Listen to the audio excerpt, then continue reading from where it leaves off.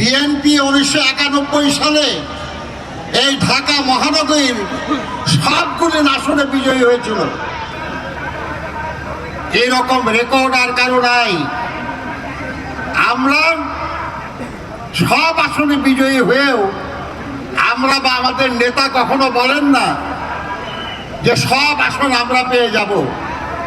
আর এমন একজন বলে যিনি জীবনে কোনোদিন কোনো নির্বাচন করেন নাই এবং তার দল কোনোদিন এই ঢাকা মহানগরীর কোনো আসনে যেতে নাই। এমন কোনো পরিবার নাই যে পরিবার দাবি করতে পারে যে দেশের স্বাধীনতা থেকে শুরু করে এদেশের উন্নয়ন, এদেশের কল্যাণ, এদেশের প্রগতি, এদেশের সমৃদ্ধির জন্য তারা কাজ করেছে। একটাই পরিবার, সেই পরিবার হলো জিয়া পরিবার। আমরা যারা ভোটার, আমরা ভোট দেওয়ার সময় কি বিবেচনা করি? আমরা বিবেচনা করি এমন মানুষকে ভোট দেওয়ার জন্য যিনি আমাদের জন্য কাজ করেছেন, যিনি আমাদের ভালোবাসেন, যিনি আমাদের জন্য কাজ করতে আগ্রহী এবং যিনি আমাদের জন্য কাজ করতে পারবেন বলে আমরা বিশ্বাস করি। ভাবুন একবার, এর সবগুলির হিসাব মিলে যায় কিনা। জনাব তারেক রহমান সাহেব দীর্ঘদিন একটা স্বৈরাচারী ফ্যাসিবাদী সরকারের নিপীড়নের শিকার হয়ে নিজের মা, নিজের ভাইকে ছেড়ে বিদেশে থাকতে বাধ্য হয়েছেন।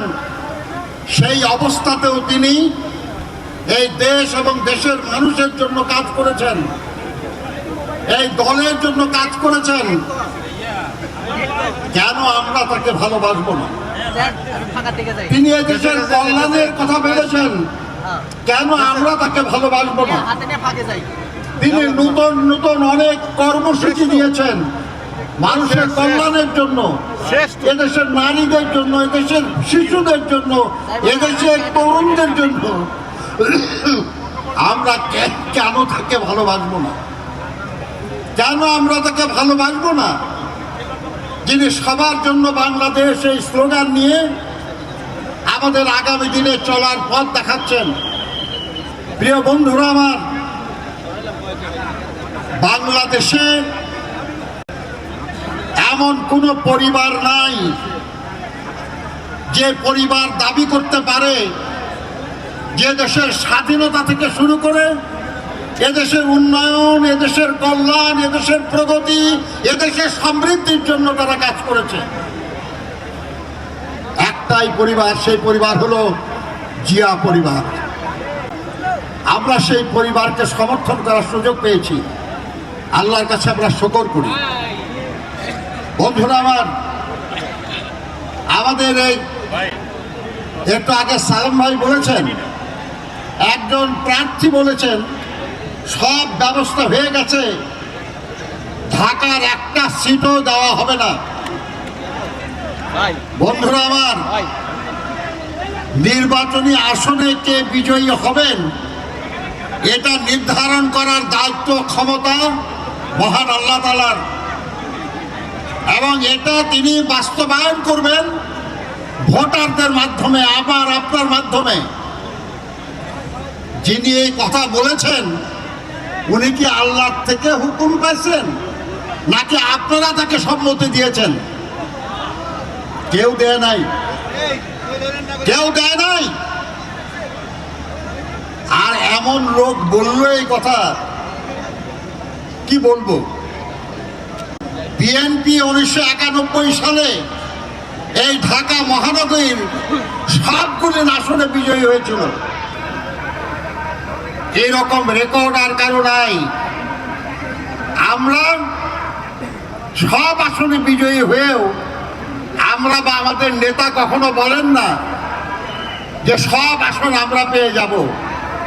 আর এমন একজন বলে যিনি জীবনে কোনোদিন কোনো নির্বাচন করেন নাই এবং তার দল কোনোদিন এই ঢাকা মহানগরীর কোনো আসনে যেতে নাই।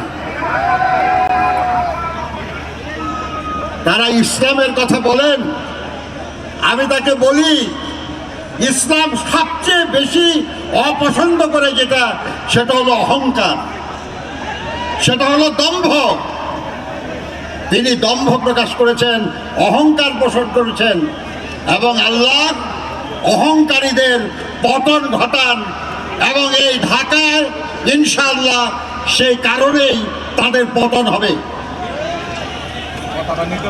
বন্ধুরা আমার, আজকের এই দিনে আমাদের শুধু এখানকার জন্য না, সারা দেশের জন্য শপথ নিতে হবে যে আমরা এদেশের মানুষ বহু বছর ভোট দেওয়ার সুযোগ পাই নাই, ফলে আমাদের মনের কথা ভোটের মাধ্যমে প্রকাশ করতে পারি নাই। এইবার যে সুযোগ এসেছে, সেই সুযোগ আমাদের কাজে লাগাতে হবে। কাজে লাগাতে হবে যে উন্নয়নের সূচনা করেছিলেন শহীদ প্রেসিডেন্ট জিয়াউর রহমান বীর উত্তম, যে উন্নয়নকে এগিয়ে নিয়েছিলেন আমাদের মাতা দেশনেত্রী বেগম খালেদা জিয়া, সেই উন্নয়নকে আরো সমৃদ্ধ, আরো এগিয়ে নেওয়ার জন্য আমরা এবার ইনশাআল্লাহ জনাব তারেক রহমানের নেতৃত্বে এদেশের সরকার গঠন করব। বন্ধুরা আমার, ভোট দেওয়ার আগে একটা কথা খেয়াল রাখবেন, এবং এটাই শেষ কথা আমার। আমরা তো এই বাংলাদেশের অনেক মানুষের বাসায় কাজের লোকও থাকে, তাই না? থাকে না আমাদের? ইভেন বাসায় একটা কাজের লোক যখন নিতে চান, তখন তাকে জিজ্ঞাসা করেন না আপনারা যে আগে কোথাও কাজ করেছে কিনা? জানতো নাকি? কাজের লোক আর কি এমন ক্ষতি করতে পারে? কিন্তু একটা রাষ্ট্র পরিচালনা অনেক বড় ব্যাপার, অনেক বড় কাজ। সেই কাজের দায়িত্ব কি এমন কাউকে দেওয়া যায় যার এই কাজ করার কোনো অভিজ্ঞতা নাই? নিজে নিজে ভাবেন ভালো করে। বলা হয়ে থাকে এই দুনিয়ার সবচেয়ে জটিল, সবচেয়ে মূল্যবান যন্ত্র হলো রাষ্ট্রযন্ত্র। এই রাষ্ট্রযন্ত্র কোনো শিক্ষানবিশের হাতে দেওয়া যায় না, অভিজ্ঞতার ব্যাপার লাগে। আর এখন যারা নির্বাচনে অংশগ্রহণ করছে, বিএনপি ছাড়া আর কারো রাষ্ট্র পরিচালনার অভিজ্ঞতা নাই। ফলে এই বিধ্বস্ত অর্থনীতি সমস্ত প্রতিষ্ঠানগুলিকে দুর্নীতি, অনাচার দিয়ে ধ্বংস করে ফেলা হয়েছে। এইরকম একটা রাষ্ট্র যদি আমরা পুনরায় গড়ে তুলতে চাই, তাহলে আমাদের তো এমন একটা দলকে দায়িত্ব দিতে হবে যাদের এরকম কাজ করার অভিজ্ঞতা আছে। শহীদ জিয়া যখন দায়িত্ব নিয়েছিলেন, তখন দেশ অর্থনীতি ছিল বিধ্বস্ত। ৭৪-এর দুর্ভিক্ষে লাখো মানুষ মারা গেছে। সেই দেশকে তিনি আবার খাদ্যে সম্পূর্ণ করলেন।